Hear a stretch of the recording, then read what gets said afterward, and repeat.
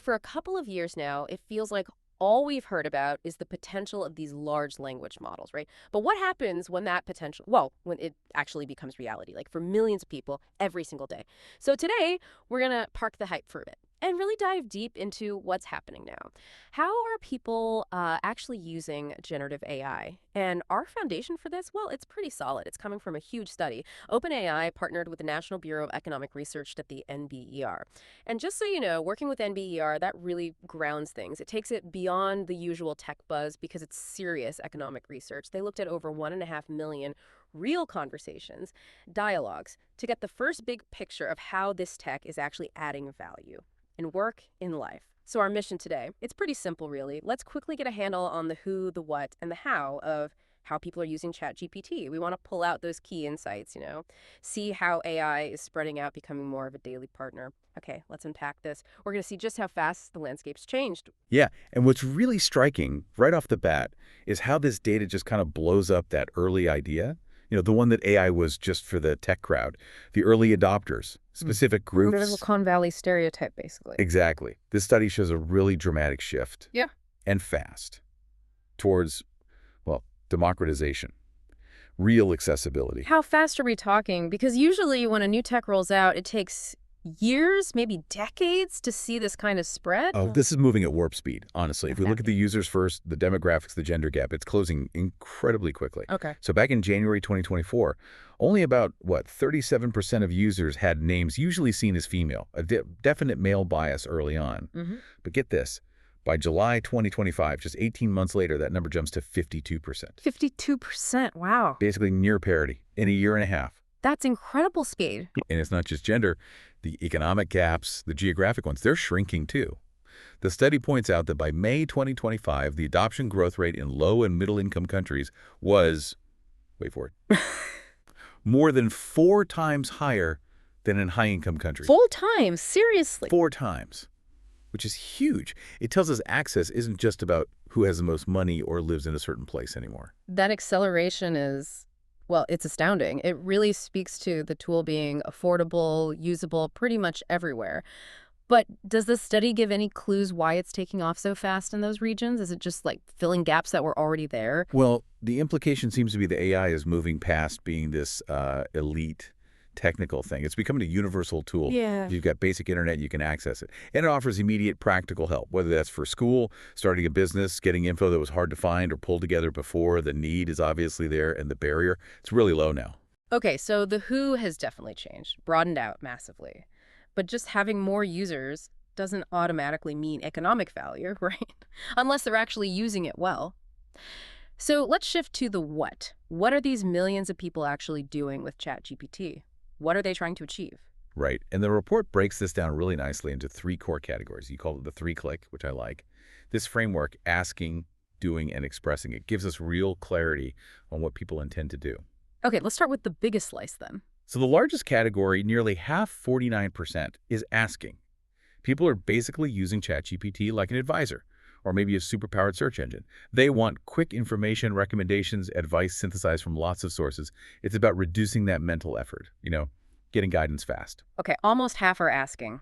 Makes sense. What's the next big chunk? The next one is doing. That's about 40% of usage. And this is the really practical stuff. Implementation, like drafting things, emails, reports, whatever. Planning things out, trips, project steps. And of course, coding. This is where you see those direct productivity boosts. 40% for doing? That's substantial. It is. And what's important here is that within that 40%, the study found about a third of it is explicitly for work, actual professional tasks. So yeah, most use is personal, but that work-related slice is focused on really useful things like writing and coding. Hold on a sec. If 40% is doing writing, planning, drafting, isn't a lot of that just simpler work? Replacing basic tasks, how does that fit with the idea that the real value, which I think we're getting to, is more about complex judgment and decisions? That's a really sharp point. Yeah. And the report addresses it. It shows that, yes, the volume of usage, the majority of interactions, Mhm. are these simpler utility-focused things. That's why the percentage is high. But the value people get, the economic impact, the benefit that's disproportionately coming from the more complex interactions, even if they're fewer. We can also see this when we look at the last category, expressing. It's only 11%. Just 11% for expressing. Yeah. This is where people are using it for reflection, exploring ideas, creative stuff like uh, journaling prompts, brainstorming, maybe writing fiction, not just getting a task done. Honestly, I kind of thought expressing might be higher with all the buzz about creative AI.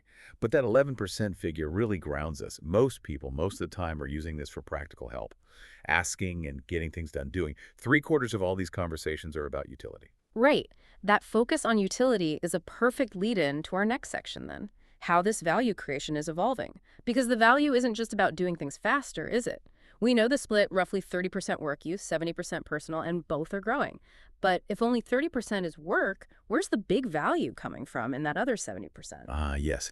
This is where it gets really interesting, I think, and it pushes back on how we usually measure productivity. The study suggests the true value isn't just in, say, writing an email faster, though that's helpful, sure.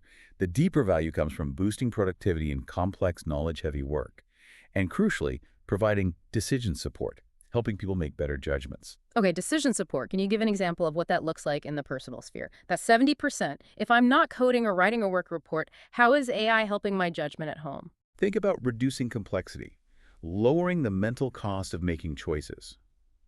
So, for Hmm. personal stuff, maybe it's summarizing complex medical research before you talk to your doctor.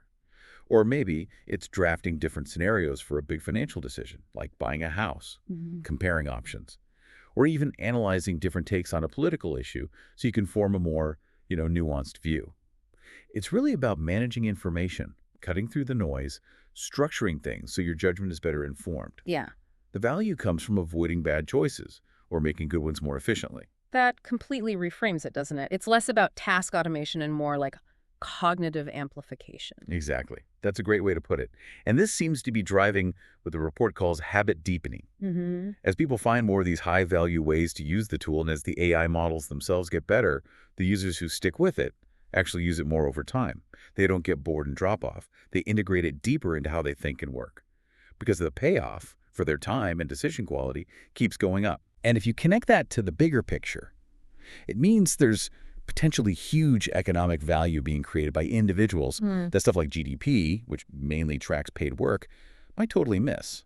These tools are making everyday personal decision-making better, more efficient, and that has a massive impact on life outcomes, on mental energy. What stands out to you there?